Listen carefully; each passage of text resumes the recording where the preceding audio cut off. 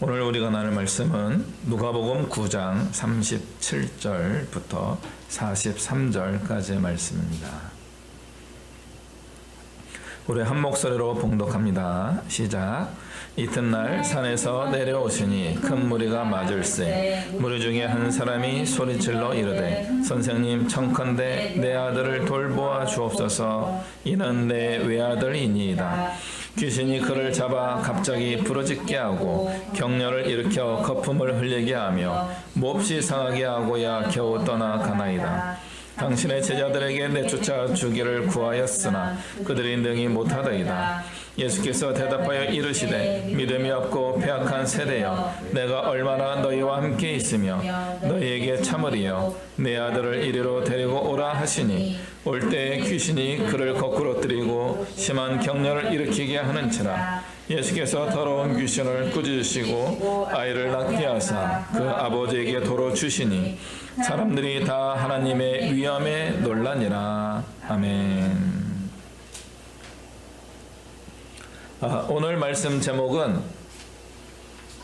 제가 좋아하는 제목입니다. 이성과 믿음입니다. 저는 이성에 관해서 굉장히 관심이 많이 있습니다. 그럼에도 불구하고 저는 기독교 신앙을 가지고 있기 때문에 믿음이 굉장히 소중하다는 것을 소홀히 하지 않고 전하려고 애를 쓰고 있습니다. 이성과 믿음에 관하여서 잘 이해할 수 있도록 해주는 말씀이 여러 군데 있지만 오늘 말씀은 이성과 믿음을 깊이 한번 생각해 볼 수 있는 그런 예화입니다. 과연 그럴지 오늘 말씀을 다시 한번 보시기 바랍니다. 37절에 이튿날 산에서 내려오시니 이게 무슨 뜻이에요? 뜻이 있어요? 노래 부를 때 목소리하고 말할 때 목소리가 좀 이게 발성이 다른데요. 노래를 오늘 좀 약간 고음인 노래를 하고 바로 기도로 이어지다 보니까 목소리가 살짝 같습니다. 들으실 때 좀 불편하실 수 있는데 최선을 다해서 맑은 소리가 나올 때까지 잘 이렇게 해보도록 하겠습니다. 물 좀 마시고요.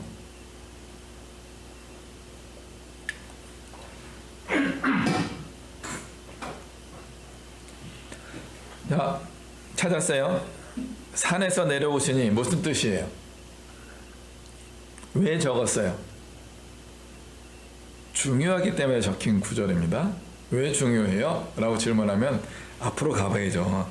본문 앞으로 이렇게 해보면 나와요. 그게 무슨 내용이 있어요?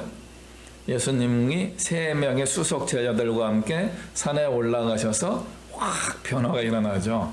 변화산이라고 하는, 변화산의 기적이라고 하는 내용이에요. 그때 베드로가 좋아요 주님, 여기 우리가 텐트 3개를 치겠습니다. 우리 여기서 영원히 살아요. 하나는 예수님을 위하여, 하나는 모세를 위하여, 하나는 엘리야를 위하여 짓겠습니다. 우리가 열심히 3분을 서비스 해드릴 테니까 우리 여기서 떠나지 말고 살아요 라고 하는 거죠. 그러자 하나님의 영이 싹 감동하셔서 구름과 같이 나타나셔가지고 음성이 들리죠. 이는 내 사랑하는 아들이니 너는 저의 말을 따르라, 순종해라 이놈들아. 이놈들아는 없지만 내용상 그거예요. 엉뚱한 이야기 하지 말고 니네 스승인 예수님의 가르침을 잘 들어라 제자들아 하면서 싹 음모가 사라지니까 예수님 한 분만 계신 거죠. 그때 예수님이 내려가자라고 말씀하셨고 그 이튿날 산에서 내려오셔서 첫 번째 일어나는 일이 이겁니다. 예수님이 오셔서 산에 머물려고 그런 목표를 갖고 오신 게 아니에요. 예수님이 이 땅에 오신 이유는 초막 세 채 짓고 베드로 수준이에요. 집을 3채 짓겠습니다 이렇게 해야 되는데 능력이 안 돼요. 그러니까 자기 능력에 맞춰서 텐트 3개를 짓겠습니다 라고 합니다. 물론 이스라엘 사람들이 텐트에 거주하는 그런 문화가 있기는 합니다만은 웃기잖아요. 예수님을 멋지게 하려면 왕궁을 짓겠습니다 이렇게 이야기하는데 베드로는 이성적이에요. 자기 수준에 맞춰서 할 수 있는 것을 이야기한 거예요. 그 사람의 능력은 뭐예요? 텐트예요. 그렇지만 최선을 다하여 텐트 3채를 준비하겠다는 거죠. 굉장한 예물이에요. 베드로에게는 자기가 할 수 있는 최대한을 끌어 모아가지고 할 수 있는 게 그 정도예요. 근데 우리 눈에는 어떻게 보여요? 좀 우스워 보여요. 우리의 신앙은요, 우리의 믿음은요, 이 정도 수준일 가능성이 많이 있어요. 이게 이성적 신앙의 약점입니다. 저는 이성을 굉장히 존중하는 사람입니다만은 이게 이성적 신앙의 대표적인 모습이에요. 내가 할 수 있는 수준은 요만큼인데 난 최선을 다했어요. 아시죠? 주님, 내 생각대로 해주세요 라고 하는 게 이성적 신앙입니다. 그런데 하나님의 가르침은 뭐예요? 너희들 생각 말고 예수님의 생각에 순종해라. 이게 믿음입니다. 그러면은 어떻게 가면 더 좋을까요? 우리의 이성이 예수님의 수준까지 올라가면 좋겠다 하는 것이 오늘 말씀의 목표입니다. 과연 될까요? 불가능할까요? 불가능하지만 지금보다는 이 목표를 가지고 살아가게 되면은 우리 수준이, 이성적 믿음의 수준이 많이 올라갈 겁니다. 우리의 이성적 믿음의 수준이 올라가지 않으면요, 우리는 계속 베드로의 텐트 세계 수준의 믿음에 머무를 가능성이 많습니다. 이것이 오늘 본문이 우리에게 주시는 메시지예요. 누가복음을 읽었지만 누가복음을 읽은 이유는 있어요. 짧아서 누가복음을 넣었습니다. 마태복음은요, 조금 더 길고요, 마가복음은 아주 길어요. 이 본문이 마태복음, 마가복음, 누가복음에 다 등장하는 이야기예요. 그런데 조금씩 달라요. 왜요? 일단 양의 차이가 있으니까 누가복음 같은 경우는 뭐예요? 많이 생략했어요. 마태복음은 조금 생략했어요. 마가복음은 많이 집어넣었어요. 어떤 게 더 자세합니까? 많이 집어넣은 게 자세한 거예요. 누가복음은 왜 뺐을까요? 잘은 모르지만 누가의 이성에 안 맞았기 때문에 뺐을 가능성이 있고요, 누가의 이성이 이 정도면 되겠다라고 생각했기 때문에 줄였다라고 볼 수 있습니다. 조금 더 보도록 하겠습니다. 마가복음은 이 부분을 길게 기록하였다고 말씀하셨습니다. 방금 말씀드린 것처럼 변화산에서 내려오신 주님이 딱 내려와서 처음 목격한 장면은 마가복음 9장인데요. 뭐냐면 제자들이 서기관과 논쟁하고 있었다는 거예요. 마태복음과 누가복음은 이걸 뺐어요. 예수님의 나머지 9명의 제자들이 서기관들과 논쟁하고 있었어요. 서기관은 누구예요? 성경을 필사하는 사람들의 계보에 있는 사람들이에요. 글을 쓸 줄 아는 사람들. 아마 히브리어 성경일 가능성이 높고요. 좀 더 보면은 그 당시 70인역이라고 하는 헬라어 성경일 수도 있습니다. 70인역보다는 히브리어 성경에 더 가까울 가능성이 높은데, 이 성경을 필사할 능력을 가진 사람들이 서기관입니다. 그래서 필사의 자격 조건이 뭐냐면요, 오탈자가 있으면 안 돼요. 여러분 이게 글 쓰다가 틀렸네? 그럼 어떻게 해요? 현대에는 화이트로 지우고 다시 고쳐 쓰기도 합니다. 연필을 썼을 때는 지우개라도 지울 수 있어요. 근데 고대 사회는 뭐예요? 파피루스 같은 데 기록하는 거예요. 그 다음에 여기는 양피지에 기록하는 거예요. 그 당시에 기록하는 펜은 뭐예요? 갈대일 가능성이 높아요. 갈대는 쓰면 쓸수록 물러져서 망가져요. 계속 그걸 교체해야 돼요. 쓰기도 어렵고요, 적당한 잉크를 가지고 써야 되는 거죠. 한번 잉크로 양가죽의 글씨를 쓰면요, 화이트로 지우기 어려워요. 그래서 서기관들이 해야 되는 일은 정확하게 기록하는 능력을 가져야 되는 겁니다. 글자가 틀리면 안 돼요. 집어넣어도 안 되고 빼도 안 되는 겁니다. 최선을 다해서 그 글자를 그 자리에 명확하게 기록하는 것이 서기관의 업무예요. 그럼 이분들에게 어떤 능력이 생겨요? 구약 성경의 지식에 능통할 수밖에 없어요. 필사를 계속하다 보니까 저절로 암송하게 되고 집중해서 쓰다 보니까 깊이 알게 되는 겁니다. 성경학자가 될 수 있는 가장 좋은 방법 중에 하나가 바로 이것입니다. 성경을 깊이 읽는 거예요. 통독이라고 할 수 있는데 통독보다는 정독이에요. 꼼꼼하게 성경을 읽다 보면요, 여러분은 서기관과 같은 수준의 성경 지식을 가질 수 있게 됩니다. 그런데 이 사람들이 제자들과 논쟁을 하고 있는 거죠. 말싸움을 하고 있는 거예요. 무슨 말싸움을 하고 있었을까요? 그 내용이 마가복음에는 기록되어 있지는 않습니다.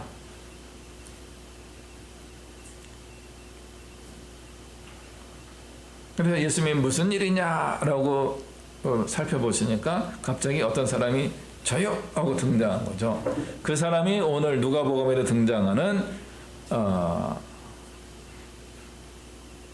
조연 아니면 오늘의 주요 인물입니다. 귀신 들린 아들을 데리고 온 아버지입니다. 이 사람 때문에 논쟁이 있었던 거예요. 그러니까 논쟁의 내용은 무엇인지 잘 모르지만 이 아이에게 들린 귀신을 쫓아낼 수 있는 것이냐 못 쫓아내는 것이냐 이 문제를 가지고 논쟁한 것인데 왜 서기관과 싸웠을까? 그 부분이 계속 궁금한 거예요. 그러니까 서기관은 그런 면에서 어떤 사람들로 대표될 수 있어요? 이성적인 사람들입니다. 성경 말씀을 깊이 알고 연구하고 논리적으로 설명할 수 있는 분들입니다. 제자들은 누구예요? 약간은 덜 이성적인 분들입니다.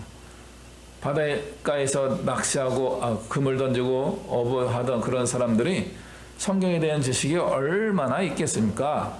별로 없었을 거예요. 그러니까 성경의 지식이 좀 부족한 사람들이지만 예수님의 제자예요. 우리는 성경을 잘 모르지만 우린 예수님의 제자야. 이런 자부심을 가지고 있는 사람들이에요. 그래서 귀신하고 막 씨름하고 있는데 서기관들하고 논쟁도 해야 되는 거죠. 아까 이 논쟁이 안 끝나요. 근데 애타는 사람 누구예요? 귀신 들린 아이를 데리고 온 아버지예요. 왜 왔어요? 아들을 고치고 싶은 그런 간절함이 있어서 온 거예요. 그 간절함을 가지고 얘 좀 고쳐주세요 그랬더니 저기서 말싸움하고 있어요. 말싸움에는 기적이 나타나지 않습니다. 예수님이 이제 이 문제에 참여하시게 됩니다. 이 아이를 고쳐주십시오라고 하니까 누가복음은 안 나오지만 마가복음에는 질문하세요. 이 아이가 언제부터 이런 증상이 있었느냐. 그러자 이 아버지가 이야기합니다. 어릴 때부터 그랬습니다. 그럼 적어도 몇 년은 된 것 같은 생각이 들어요. 귀신 들린 이 아이의 나이는 알 수 없습니다. 소년일 수도 있고 청소년일 수도 있고 혹은 청년일 수도 있습니다. 아버지가 데리고 온 거 보니까 아직 결혼하기에는 조금 좀 젊은 나이였던 것 같아요. 그러니까 결혼 정년기를 향하거나 아니면 결혼하기엔 좀 많이 젊은 그런 소년이었을 가능성이 있습니다. 오랫동안 질병 들어서 귀신 들리는 삶을 살고 있었던 거죠. 이 아이에게 예수님이 선포하십니다. 마가복음의 선포는 어떻게 되어 있습니까? 언제부터 아팠느냐? 귀신 들렸다 이렇게 말하는 내용에 대하여 예수님은 추가적으로 야, 말 못하고 못 듣는 귀신아 이렇게 이야기해요. 그러니까 아마 이 소년의 증세가 하나 더 있었던 거예요. 그 뎁트라고 하나요? 귀머거리? 벙어리였던 거죠. 요즘 어떻게 해요? 언어장애자, 청각장애, 언어장애가 있는 사람인 거죠. 말을 못하고 듣지 못하는 귀신이 들려 있구나. 그 귀신아 나오라고 한 거예요.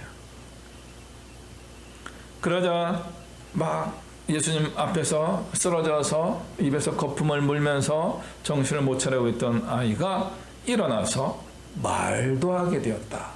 이게 마가복음의 기록입니다. 아버지가 이야기한 것보다 더 많은 기적을 예수님이 행해 주신 거죠. 쓰러지는 귀신을 고쳐달라고 한 것 같은데 예수님은 말 못하고 듣지 못하는 귀신을 쫓아내 주시게 됩니다. 말 못하고 듣지 못한다는 것은 어떤 의미예요? 제 생각이에요. 이게 이성입니다. 내 안에 있는 생각을 표현할 수 있는 게 얼마나 큰 은혜인지 모릅니다.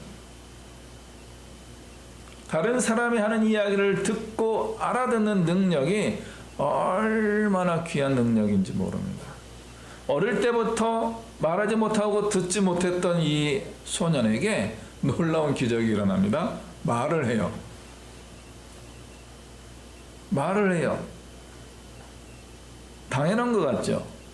어려서부터 청각장애를 앓고 있는 사람들은 말을 하기 어렵습니다. 우리가 언어를 배우는 방식이 뭐예요? 부모님을 포함한 양육자들이 아이고 우리 동석이 잘 잤어? 아이고 쭈쭈쭈쭈 계속 나를 볼 때보다 동석이 잘 잤어? 동석이 뭐하니? 아이 동석아 이렇게 불러주니까 내가 동석인가 보다 이런 생각하는 거예요. 수많은 이야기를 들으면서. 언어를 배우는 방식이 뭐냐면 어른들이 들려주는 음성을 듣고 그것을 저절로, 머리가 저절로, 우리 뇌가 저절로 조합을 해가지고 그렇구나. 나중에 좀 더 보면 숫자도 알게 되고 색깔도 알게 되고 낮과 밤을 구별하게 되고 언어 능력이 발전하게 되는 거죠. 그 과정이 굉장히 중요한 게 뭐예요? 듣는 거예요. 근데 듣지도 못하고 말 못하는 귀신 들렸던 이 아이가 고침을 받으니까 그날 말을 했다는 거예요. 어떻게? 그게 기적입니다. 우리 하나님이 주시는 기적은 본인의 경험으로 이룰 수 없는 것까지도 갖게 해주십니다. 그런 능력이 생기는 거예요. 마가복음이 주는 이 메시지는 짧은 말 못하고 못 듣는 귀신아 나가라 하는 이 메시지가 주는 것은 굉장히 놀라운 기적이에요. 다른 기적도 다 놀랍지만 그러니까 간질병이 들린 이 질병을 고치는 것도 놀랍지만 말 못하던 사람이 말을 하게 됐다는 것은 이 아이의 어떤 인생의 경험을 초월해서 그 시간에 없었던 경험을 만들어주시는 기적까지 된 것이다 라고 볼 수 있는 겁니다. 서기관과의 논쟁은 어떻게 끝났을까요? 방금 말씀드린 것처럼 논쟁의 내용은 불분명합니다. 결과적으로 제자들과 서기관들은 예수님의 질책을 받게 됩니다. 호통에 떨어야 됐습니다. 이 믿음이 없는 세대요, 이 패약한 세대요 라고 야단을 치십니다.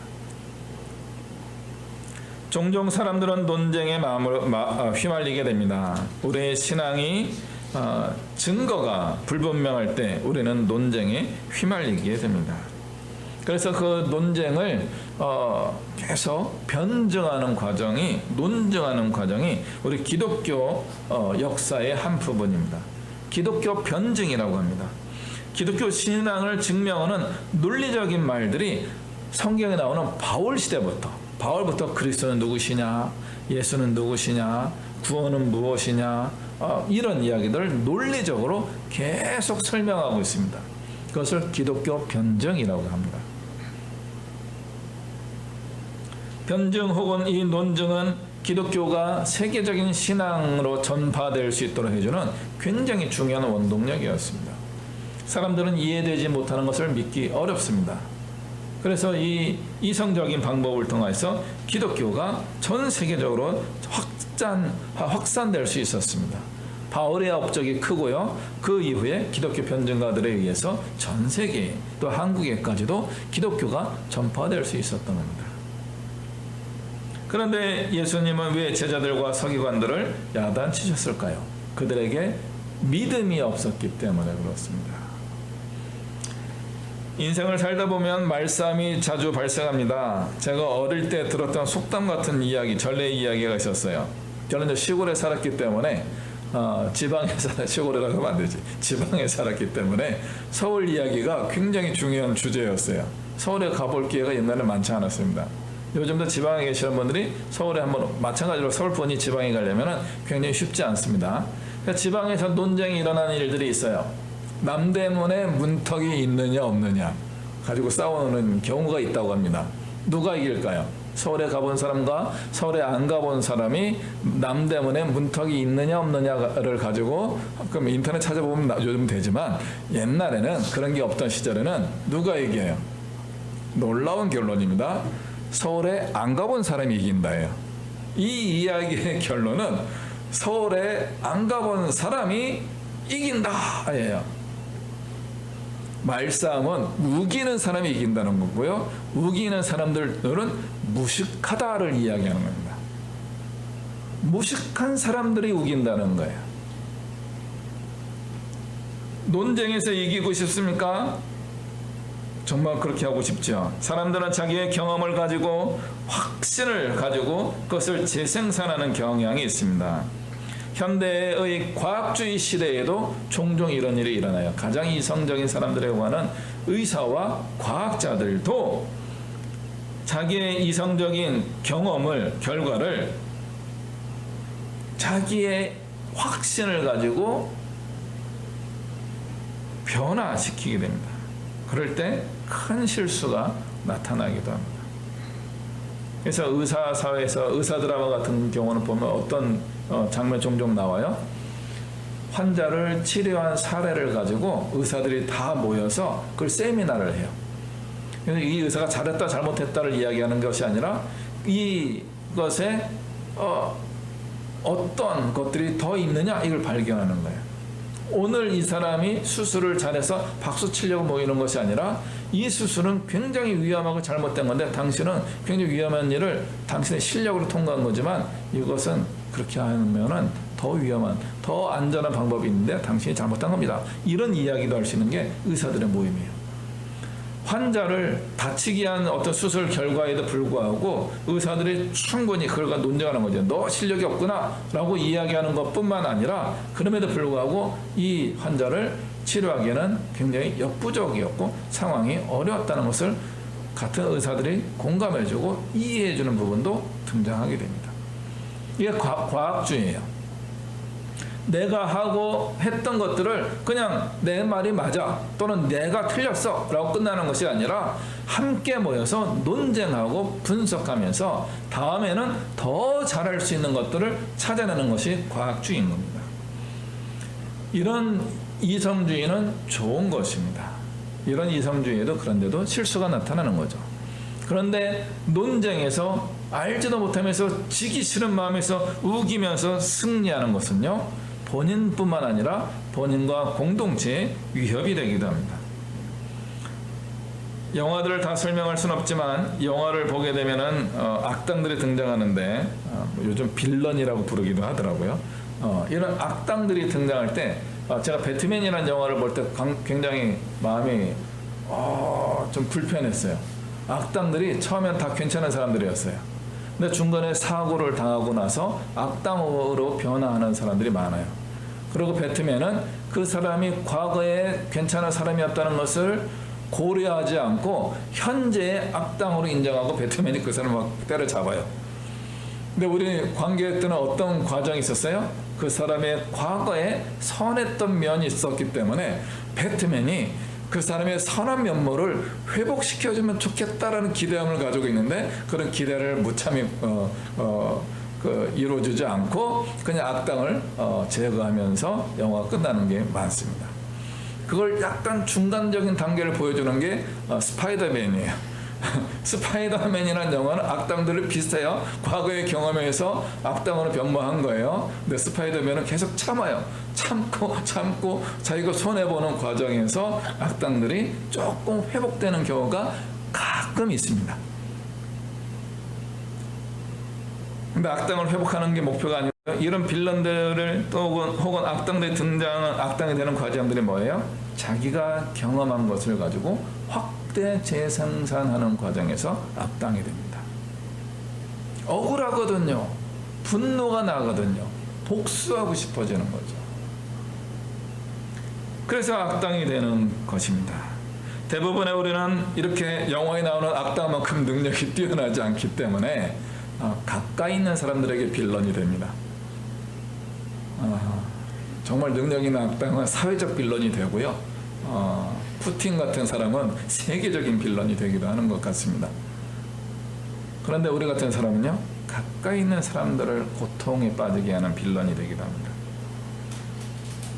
우리의 지혜와 능력이 커지게 될 때 잘못된 행동으로 발전할 가능성이 높습니다. 우리의 과거의 경험이 현재의 이성을 잘못된 길로 인도하고 있는 것입니다. 논쟁은 그 자체로 나쁜 것은 아닙니다. 예수님의 복음을 전하신 방식도 상당 부분 논쟁식이었습니다. 바리새파 사람들하고 논쟁했고요, 사두개파 사람들하고 논쟁했고요, 그 다음에 오늘 나오는 서기관들과도 논쟁했고요, 심지어는 헤롯 땅하고도 논쟁을 하셨어요. 예수님은 그들과 말씀을 하는데 물러서지 않으셨습니다. 논쟁 자체가 나쁜 게 아니에요. 예수님의 논쟁의 장점이 뭐예요? 하나님의 말씀을 정확하게, 바르게, 온전하게 알고 전하는 논쟁이었다는 거죠. 듣는 자들이 깨닫지 못해서 그렇지 바른 지식을 가지고 논쟁하는 것입니다. 성경을 깊이 연구하는 것 필요하는데 성경을 제대로 연구하지 않으면 왜곡된 신앙을 가질 가능성이 있습니다. 우리 기독교 신앙을 가진 사람들은 논쟁을 무시하거나 피할 필요는 없습니다. 그러나 성경 지식이 부족하다면 논쟁을 조심해야 됩니다. 그것을 어설픈 믿음으로 포장하지 않아야 됩니다. 제자들은 어설픈 믿음이에요. 왜요? 서기관들과 논쟁할 때 아무 능력도 없고 실제로는 무식합니다. 근데 오늘 본문에서 이 논쟁을 해결하는 방식은 무엇이었습니까? 예수님께서 귀신 들린 아이를 고쳐주시니까 논쟁의 끝이 나게 된 겁니다. 논쟁에는 능력이 나타나야 되는 겁니다. 지식이 넘쳐나든가 능력이 나타나야 되는 겁니다. 근거 없이 남대문 문턱을 논하는 그런 논쟁이 아니라, 이기려고만 하는 논쟁이 아니라 하나님이 주신 능력을 가지고 행하는 논쟁이 되어야 하는 겁니다. 나에게서, 여러분에게서, 우리에게서 능력이 나타나야 돼요. 기적이 나타나야 돼요. 17세기와 18세기에 등장한 유럽의 계몽주의자들이 있어요. 계몽주의, 그러니까 계몽주의만 들어도 머리가 아파요. 그게 뭐야? 막 그러는데 인라이트먼트라고 하는 계몽주의 시대가 있어요. 인라이트먼트, 빛이 비치는 시대라는 거죠. 한국말로 그 한자를 번역할 때 계몽이에요. 깨달음을 주는 그런 계몽이라고 하는데 영어는 인라이트예요. 인라이트, 빛을 쫙 비추는 거죠. 그게 뭐예요? 그게 이성이에요. 이성의 빛을 비추어서 깨달음을 이루어가는 시대가 유럽의 계몽주의 시대입니다. 그때 등장한 기독교 신앙의 모습을 이신론이라고 합니다. 이신론 혹은 자연신론. 갑자기 신학적인 이야기하니까 불편해지기 시작하죠. 이신론이 뭐예요? 이신론의 이자가 이치리, 이성 이자예요. 하나님은 이성적인 분이시다. 계몽주의자들 자기가 이성적인 지식인이라고 생각하면서 잘난 척을 하려다 보니까 자기들이 하나님과 비슷해야 돼요. 그러니까 하나님의 어떤 면에 우리가 굉장히 유사할 것인가 생각을 해봤는데 이성이 이성. 하나님은 이성적인 분일 거야. 자연신론은 뭐예요? 하나님은 자연을 만드신 분이라는 뜻이에요. 그러니까 자연은 뭐예요? 이 계몽주의들의 관점에 의하면 창조주 하나님이 지구라고 하는 환경을 만드시고 자연을 창조하셨다. 여기까지 창조주 하나님을 동의해요. 나머지는 그 다음에 하나님이 빠져 계시고 우리 인간에게 이 자연을 발견하고 연구하게 하셨다. 법칙이 있고 어떤 자연의 원리가 있어서 그 원리와 법칙에 따라서 이 세계가 돌아가게 만드신 하나님이 잠깐 빠져 계시고 우리가 대신하여서 하나님처럼 활동하게 될 것이다 라고 하는 것이 계몽주의자들의 어떤 기대였다고 할 수 있습니다. 그래서 하나님은 창조까지만 하시고 나머지는 자연 만물의 법칙에 맡겨두셨다는 거죠. 그리고 이 법칙을 가장 잘 알아채는 사람이 누구냐면 계몽주의자들이었던 거죠. 그 신앙인들도 기독교 신학자들도 계몽주의 신학자들로 넘어가기 시작합니다. 이성주의를 가지고 이성적인 것을 굉장히 강조하는, 그래서 성경에서 비이성적인 것을 빼기 시작해요. 이거 이상해 하다 보니까 오늘 누가복음 말씀 같은 데가 빠지는 거죠. 이거 이상해, 과학적이지 않아, 비이성적인, 귀신 같은 소리 하고 있네, 빼. 그래서 이성적으로 설명되는 것들만 모아보니까 하나는 지식이고 하나는 역사고 또 다른 하나는 도덕과 윤리만 남는 거예요. 서구 유럽이 행한 가장 큰 실수 중에 한 가지가 바로 이 부분입니다. 하나님 없이 인간 중심의 세계로 만들어 버린 것이에요.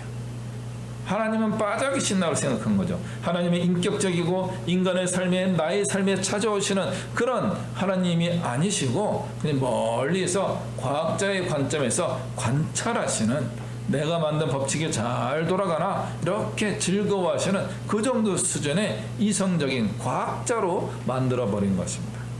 그러나 하나님은 그런 분이 아닙니다. 하나님이 만드신 이 피조 세계에 참여하시는 하나님이십니다. 그분이 누구예요? 예수 그리스도신 거죠. 인간 세계에 오셔서 우리와 똑같은 모습으로 만나주시는 거죠. 결과적으로 서구 유럽은 과학이 급속도로 발전하고 자연 만물을 깊이 연구하는 과정에서 모든 것을 대상으로 만들어 버렸습니다. 대상으로 만들어니까 2차 세계대전과, 그런 때 어떻게 한 거예요? 일본이 그걸 받아들인 거죠. 마루타. 인간 생체 실험을 하는 거예요. 인간을 도구로 보는 거예요. 대상이에요. 물건이에요. 연구 대상일 뿐이지 인격적인 존재가 아닌 거예요. 그러니까 인간을 째고 살아있는 인간에게 아주 악독한 실험들을 할 수 있게 되는 수준까지 간 거죠. 이성주의가 극도로 발전하게 되면요, 비인격적으로 바뀌게 되는 것입니다. 그리고 전 세계를 전쟁으로 몰아넣습니다. 19세기 말부터 해가지고 1차 세계대전, 2차 세계대전, 전 세계를 전쟁으로 몰아넣는 일을 유럽이 한 거예요. 그 중에서 누가 했어요? 독일이 한 거예요. 독일. 그러니까 2차 세계대전을 일으킨 독일 나쁜 놈 이렇게 이야기하지만 신앙적으로는요, 마틴 루터가 종교개혁을 한 곳입니다. 개신교 신앙이 시작된 나라예요. 그 나라가 전 세계를 전쟁으로 몰아넣은 거예요. 왜요? 하나님 없는 이성주의로 갔기 때문에 그렇습니다. 기독교 신앙에 하나님을 빼고 인간의 이성으로만 나아가면요, 가장 악독한 사람이 될 수 있는 거죠. 기독교 신앙인 중에 이성적인 신앙에만 머물러 있다면 악한 사람이 될 수 있어요. 그 이성주의가 한 가지 빼먹은 게 바로 무엇이에요? 우리 인간이 죄인이라는 사실이에요. 인간은 죄인이에요. 하나는 죄를 지으는 범죄자로서의 죄인이에요. 그건 누구예요? 아담과 하와예요. 죄를 졌어요. 범죄자예요. 근데 우리에게는요, 우리가 죄인이라는 것 어떤 의미예요? 아담과 하와의 후손으로서 언제든지 죄를 지을 수 있는 가능성을 가진 사람이 성경에서 말씀하시는 죄인이라는 뜻으로 저는 해석합니다. 아무리 매일매일 자기의 삶을 다스리는 성인 군자와 같은 사람이 오늘까지 거룩하게 살았다고 할지라도 내일은 알 수 없다는 거예요.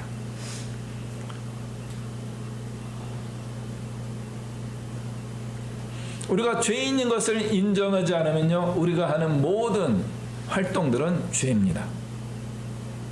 사회적인 실정법을 어기지 않아서 나는 괜찮다라고 생각하겠지만 그것을 빼더라도 죄인입니다. 우리가 죄인인 것을 인정해야 합니다. 믿음은 여기에서 나오는 거죠. 죄인은 무능력한 겁니다. 아무리 똑똑한 사람이라도 죄인이 되면요, 뭐예요? 그게 빌런이에요. 기독교적 지식이 많은데 죄인이면요, 기독교 빌런이에요. 기독교적 악당들이 요즘 얼마나 많은지 모릅니다. 성경을 알고 있는 죄인들이 얼마나 많은지 모릅니다. 회개하지 않은 것이죠. 날마다 자기를 성찰하지 않은 것이죠. 그래서 성경은 죄인의 상태를 자각한 사람들이 할 수 있는 가장 좋은 모습을 보여주고 있어요. 그것이 하나가 겸손함입니다. 겸손함. 물론 겸손함을 저는 그게 최고 좋다라고 이야기하지는 않습니다만 이성의 최고 단계는 겸손함으로 가게 되는 거예요. 이런 단어를 듣게 되면 그럴듯해 보이죠? 이성의 최고 단계는 겸손함, 포용력, 온유함, 절제, 풍성함입니다 라고 하면 괜찮아 보이죠? 여러분이 만약 포용력, 온유함, 절제, 풍성함 이런 것들이 없다면 이성적으로도 최고의 수준에 도달하는 것이 아닐 수 있습니다.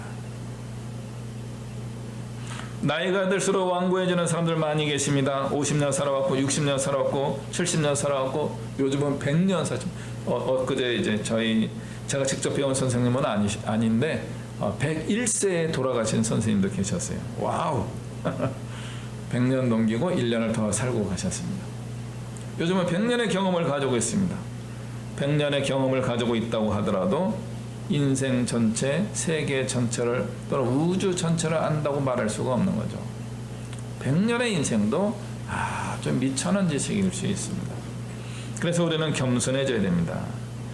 그리고 그 겸손함이 무지함으로 넘어가는 것이 아니라 어른들이 50년 살았고 60년 살았고 70년, 80년, 90년, 100년을 사셨으면 나보다 젊은 세대에게 지혜와 지식을 나눠줄 수 있는 사람이 되어야 되는 거죠. 겸손함으로 나눠줘야 되는 거예요. 잘난 척하고 목에 힘주고 교만함으로 나눠주는 거는 저도 싫어요. 그런데 겸손함으로 나눠주시면요, 우리 감동이 있는 거죠. 오늘 말씀의 마지막 부분에서 예수님이 중간 부분에 믿음이 없는 세대라고 질책하십니다.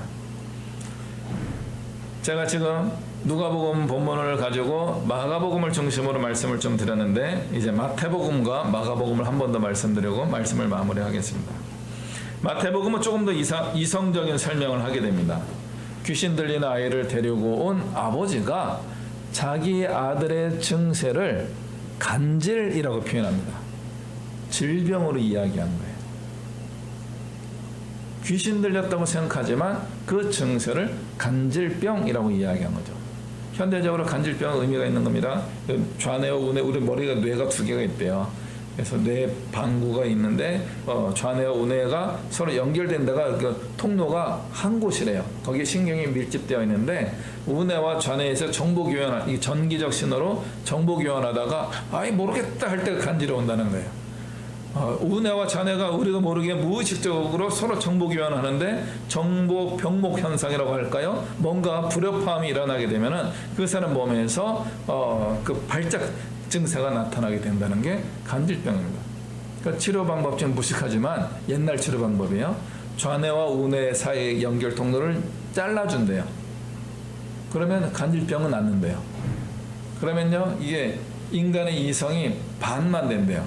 뭐 눈으로 보는 부분하고 책을 보는 부분이 우뇌와 좌뇌가 관장하는 부분이 조금 달라가지고 이게 협업을 해가지고 봐야 되는데, 오른쪽으로는 이 사람이라고 이야기한 얼굴을 이걸 골라놓고 뭐 왼쪽으로는 이름을 다르게 부른다든가 이런 식으로 혼동을 인지하지 못하는 그런 수준이 되기도 한다는 겁니다.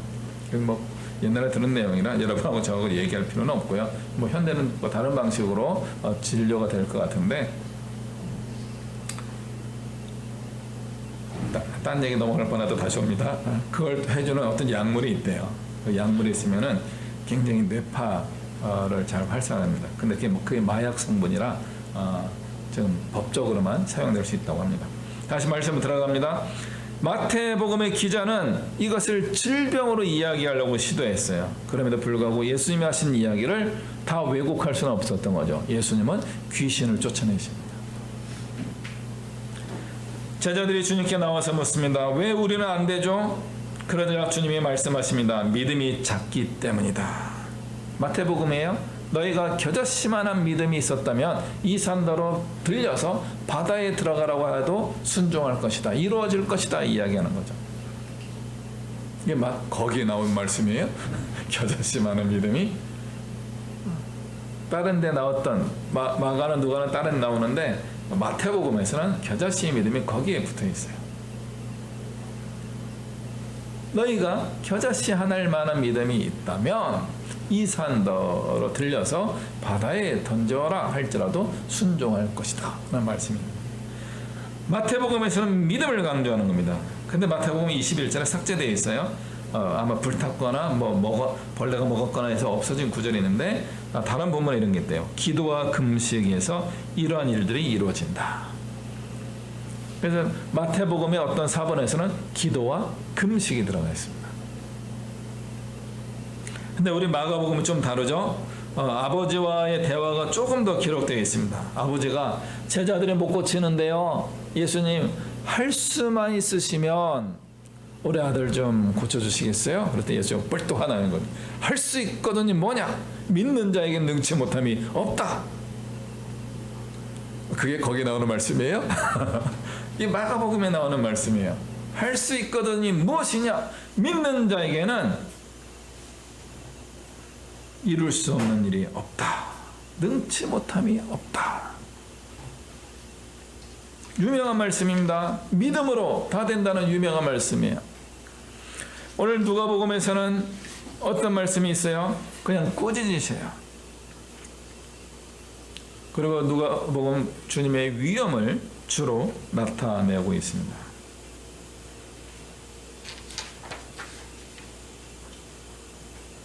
믿음은 기도로 이어진다는 거예요. 반대로 이야기 봐야 되는 겁니다. 기도는 믿음으로 해야 된다는 거예요. 여기서 기도는 뭐예요? 간절한 거예요. 이게 됐으면 좋겠습니다 라고 하는 간구의 기도예요. 그런데 예수님의 기도는 뭐예요? 선포의 기도예요. 귀신아 나가라 하고 하는 선포의 기도예요. 아버지의 기도는 간절한 기도예요. 들어주세요. 고쳐주세요. 해주세요. 이게 됐으면 좋겠어요. 겸손한 기도예요. 조금 전에 제가 말씀드린 게 뭐예요? 이성의 높은 수준은 뭐라고요? 겸손함이라고 해서 겸손함. 뭐 포용력일 수도 있고 뭐 여러 가지 섬김도 될 수 있고 다양한 것일 수 있지만 거기에 겸손함이 깔려 있어야 되는 거예요. 왜요? 우리가 공부하면 공부할수록 훈련하면 훈련할수록 알면 알수록 우리의 부족함을 발견하게 되기 때문에 그렇습니다. 겸손하다고 이야기한 거죠. 겸손한 대명사는 뭐예요?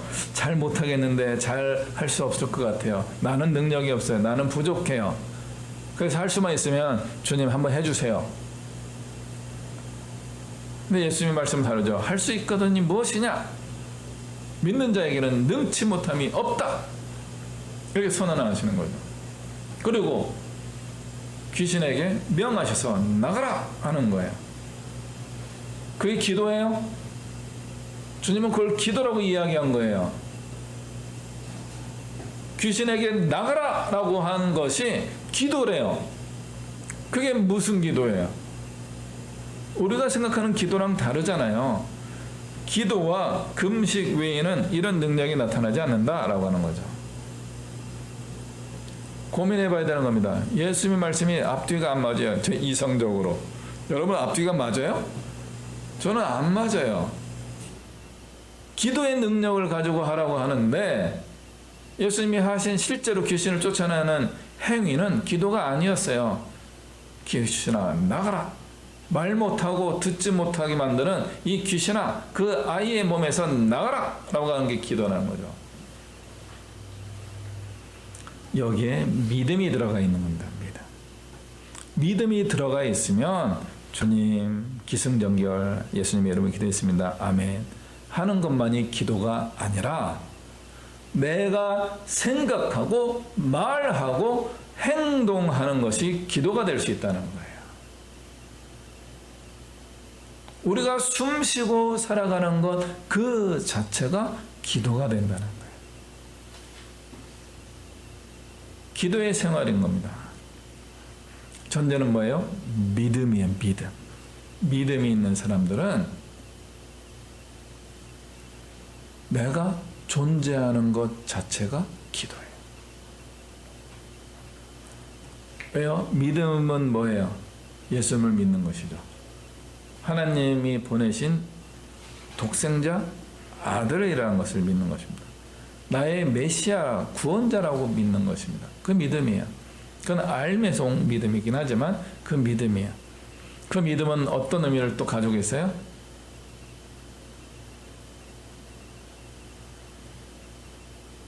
늘 그 생각을 하는 거예요. 늘 예수님 생각을 하는 거예요. 매일매일 예수님 생각을 하는 거예요. 근데 우리는 종종 예수님 생각을 자꾸 빼고 싶은 거죠. 17세기, 18세기 이성주의자들이 하나님을 자꾸 빼내고 싶었던 것이 그거예요. 내가 이성적으로 내 생각으로 이것에 집중하고 싶은데 하나님이 나와 함께 하신다는 것을 믿으려고 하니까 불편해지는 것이죠. 하나님 잠깐 계세요. 내가 좀 비윤리적이고 비도덕적인 그런 일을 좀 해야 되는데 하나님 좀 빠져주세요. 그렇지만 나는 이건 굉장히 이성적이고 나름대로 괜찮은 거예요. 이렇게 행동하고자 하기 때문에 이성적인 하나님, 자연신론의 하나님을 생각해낸 것입니다.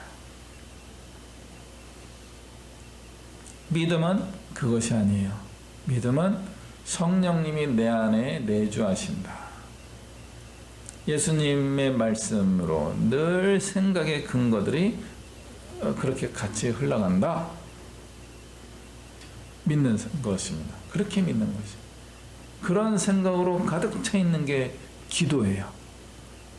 기도의 삶이라는 것은 날마다 하루하루 시간 틈틈이 예수님 생각을 하는 거죠. 그거는 목사님이라 하는 거죠. 맞습니다. 목사님이기 때문에 제가 늘 그렇게 하고 살아가고 있습니다.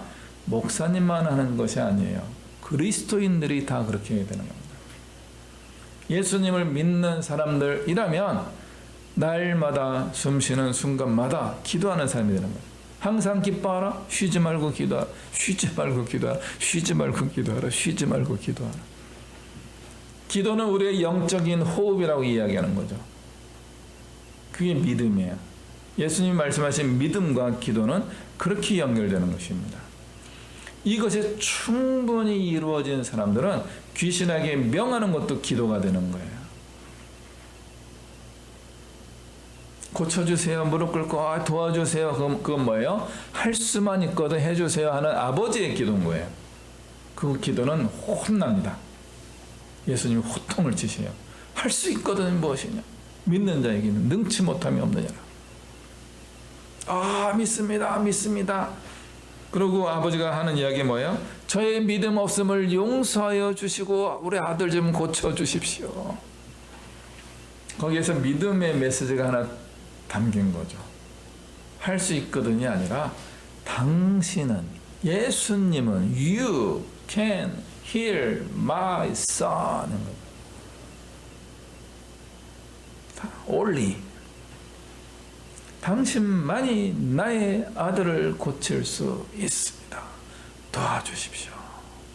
믿음이 부족한데 다른 믿음은 잘 모르겠고요. 정말 믿음이 없어요. 그런데 당신을 믿습니다. 고백이 그날 담긴 거예요.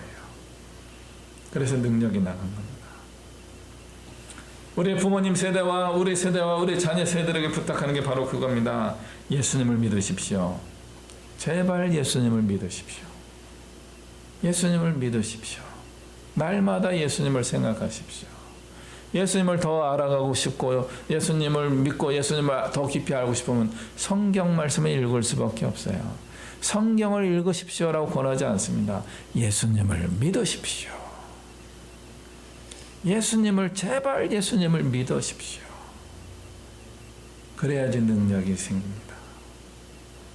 예수님을 믿는 자들에게 이런 능력이 생기는 것을 다시 한번 확신하며 우리의 이성이 신앙을 방해하는 것이 아니라 우리의 이성이 믿음에 근거한 이성이 되어서 하나님의 능력을 행하는 사람이 되시기를 주님의 이름으로 축복합니다. 기도하시겠습니다. 하나님 아버지, 우리의 생각이 전적으로 옳다고 하는 것을 우리가 회개하고 겸손하게 내려놓습니다. 우리의 이성이 점점점 말씀 안에서 믿음 안에서 성장하고 발전하게 해주시고, 그래서 우리의 이성과 우리의 삶이 하나님의 능력을 발휘하는 그런 거룩한 삶이 되게 하여 주옵소서. 예수 그리스도의 이름으로 기도하옵나이다. 아멘.